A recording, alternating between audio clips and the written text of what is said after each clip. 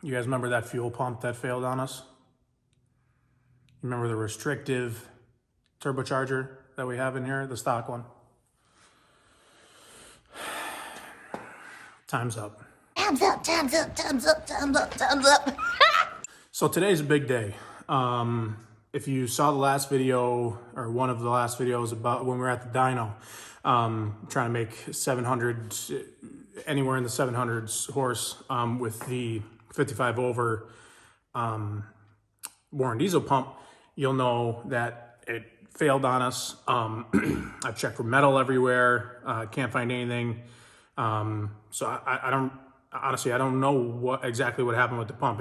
It's the pump, because I did try Corey from Modern Diesel. Corey, he dropped in and suggested I try just a single power file tune to run on there to eliminate the shift on the fly switch. A good idea. I tried it. That wasn't it. And what I'll do right now is I'll put all of the engine light codes that were thrown when I did that. All stuff we expected: low rail pressure, something about air manifold density, maybe, I don't, but definitely rail pressure stuff. Codes were thrown, so nothing we didn't already know, I guess. But I did try that. I'm trying to think of what else I tried. It's been so long since that happened. That's like 2 months ago, because the diagnosing process kind of didn't take that long. But I quickly decided to just go out and buy a fully built, stroker pump. And if any of you guys are trying to buy those right now, you'll know that it's incredibly hard to get them. So I was fortunate enough to be working with the guy down here in Milwaukee, and he has a contact. He goes by the name of Darren, and he used to be the main guy at River City Diesel. Anyway, he left, opened up his own shop called Coastal Diesel Performance, and now he's making his own version of the stroker pump. So he has them, so if you go through River City or Exergy, or these places are telling you like 2 or 3 months because of coronavirus, whoever, as I understand, whoever makes the stroked cams, like the larger cams that go on those pumps, shut down. So there was no finding the parts. Anyway, so we got one of those pumps in. Now, you'll also remember that we were dealing with high drive pressure issues. It didn't cause any issues, but it was a cause for concern. So to solve that, we also went through this guy at Coastal Diesel Performance and we snatched ourselves up a 66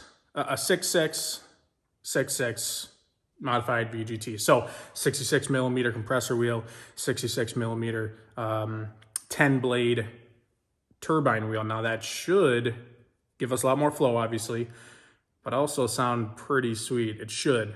And that turbocharger and fuel pump, just by itself, without the S480, without the S480 is kind of negligible at this point because of and we got the turbocharger here. So this is the new one that's going in, and so between that turbocharger with all fueling upgrades, that turbocharger limits out at like 800 and some horsepower. So I mean, that's big time. And honestly, to get to our 1,000 horsepower goal at the end, we're going to need that anyway. If your goal is 700 horse or 7-something hundred horse, you can go. Sorry, we're a little torn apart in here already, but you can go with the stock VGT and then that's 475. You can do that. That's fine, but that cost is going to be a little bit more than. It's going to be a lot more than just going with a direct drop in a modified VGT. You're going to maintain drivability, and you're going to be less parts, less sticking around. So that, and I kind of covered that in a previous video as well, about the most effective way, in my opinion, to make in the 700 horse with this truck, because all you need to do is add fuel and air, and then you can make 700 horse with everything else, just with tuning, upgraded turbocharger, upgraded fuel pump, and you're all set to make 700 horse. So the way we're doing it here is a little different, obviously, because our power goal is a little bit higher, at the end of the day. So, but this is still a good step for us. And I'm glad we're doing this step, because this gives me a little bit of flexibility right now. I could just go with the single Valley charger and hit my power goals for now. So anyway, compounds are badass. We all know that. So, yeah, that's what we're doing right now. This is huge, because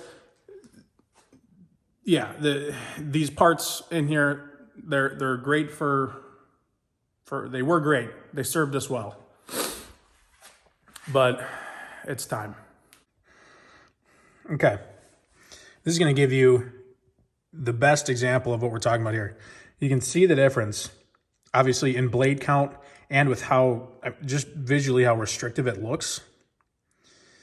The amount of surface area you've got here is way more than you've got in this one. So that's the 10 blade, and this is whatever the stock one, even have the 15 probably at this point. I don't even know. I didn't count. I don't really give a shit to count anyway. And just for reference, here's the compressor wheel side too. Bullshit. Badass.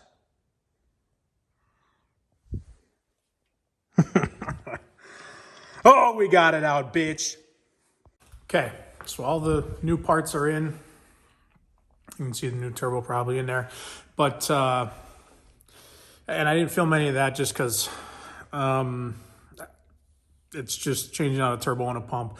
We did the pump kind of in a different video. And if you're wondering how to do a turbo, I'm sure there's plenty of videos out there. If not, maybe we'll make one at some point, but holy shit, the biggest part is just getting them V-band clamps off of from the up pipes, is what we found. So, but yeah, everything's in. The point of this video is more to get the results, like see how that turbocharger is different than the stock one, if it sounds any different, and hopefully that pump solves our pump problems. That should be good. So this video is just kind of like, showing the new parts and stuff, and getting excited for the dyno day that we do, inevitably coming up with the new stuff in here. But yeah, at this point, I'm just trying to put all the piping and shit back in so we can get fired back up. I got to change oil. I should probably check the coolant too. But yeah, so that's to end this video. We'll do a couple of driving things, and hopefully it's supposed to warm up here in a little bit. It's January in Wisconsin right now, or no, it's February now. Holy, it's been like -15 or so, which would have been great for a cold start video, but this thing's been in here looking like that. So kind of hard to do a cold start video when you can't even get it outside, but maybe we can do one some other time. But what I want to know from you guys right now is, we got two options at this injector level that we've got right now. All we can make is like in the 700 horse range, which, like I said before, just that turbo and this pump, these two are capable of that. We don't actually need this, but it's cool. So what I want to know, you guys got to let me know in the comments, please. Keep the compounds, or just get an aftermarket downpipe and just run the single Valley charger. Because I have a feeling that's going to sound pretty cool, but I don't think we'll be able to hear it as much with the S480, I mean that because that whistle is going to come through the out of this turbo, but then it's got to go through this turbo here. I think that might give us a little sound difference, but we'll have to see. But right now, if you guys can, let me know what you think would be better, because there's one other thing that this is going to cause more back pressure, more drive pressure. So that's going to give us a lower horsepower number, because that's parasitic power loss, having to drive this turbine for really no reason other than it's badass. So I'm kind of open to either way. I think right now I'm just going to slap it together like it is, but I am super willing to change it to like see if the new Valley charger ends up sounding different, or I'm open to it. So you guys got to let me know what you think. Either way, it'll be badass. But yeah, let me know if a lot of people want to hear how it sounds with just that Valley charger, then we may have to do it. And I kind of am curious, but maybe like in the summer or something, because I'm just sick of having this thing in the garage. I want this thing to be able to be running and shit. So maybe then, when I'm willing to do another project. But it's like I've been telling the guys, like, okay, once every 6 months maybe. And this was kind of a special occasion because the pump failed on us. So yeah, let me know. But like I said, let's get into some like sound clips, or just our reaction of what it is, because I don't know what to expect once we get this thing actually running. Hopefully this weekend. Today's Tuesday, so hopefully this weekend we're gonna get everything buttoned back up under the hood, get oil changed, or get new oil in, and be ready to go. I did fuel filters already before I put the new pump in, so those would be ready to go. And yeah, let's see what it sounds like.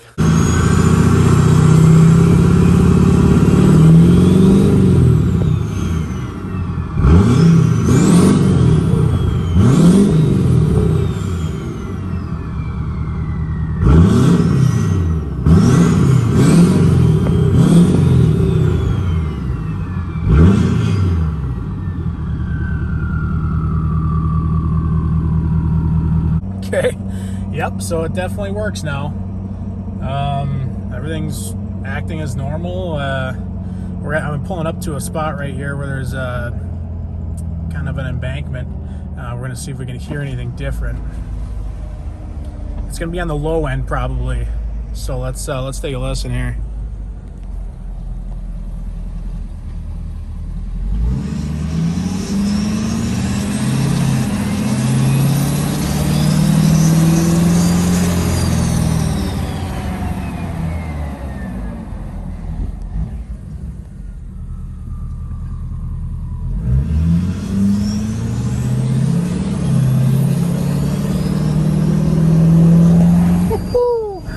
I have to imagine that sounds absolutely badass from outside. I can hear it a little bit in here. I hope you guys can hear that, because holy shit, that sounds good. It's right on the low end. So before, I don't know if you guys have been kind of following the channel, before you could hear the S480 over that's, when we're really getting into it. You can hear that screaming like crazy, but obviously that's only on the top end. So now, this is, like I was saying, it's kind of the 6-liter whistle. That whistle comes from the turbine, and the way that the vanes make the exhaust gas hit the turbine. So like kind of how they're changing. That's what makes the sound. So like I was saying, I mean, like you saw the 10-blade turbine in there. That's what's going to make that sound, and I think we achieved that. Now it may be muffled a little bit because like I said, it has to go through the S480 turbine too, so it is muffled a little bit, but I definitely think we can still hear it. I'm going to see maybe tomorrow Rachel can like do some drive-bys for me, and then I can videotape and kind of hear for myself, because I think it worked. But we fixed the problems. That's the main thing here. Don't mind the tire pressure light that just came on. I mean, they're not that far off. I don't know why it's being a bitch, but yeah, I mean, we're back rocking and rolling. I'm not gonna get into the sauce too hard. It's like 5 degrees. It is 5 degrees here. So yeah, I'm excited though, man. It's working. The fuel pump definitely was fucked. I mean, so we got that taken care of. Yeah, it's just cruising like a dream, and yeah, I'm excited for tomorrow to see, to see how it sounds. It's supposed to be beautiful tomorrow, like 29 or like almost in the 30s. So it's supposed to be a super nice day. So we'll have to we'll pick it up then, but super exciting.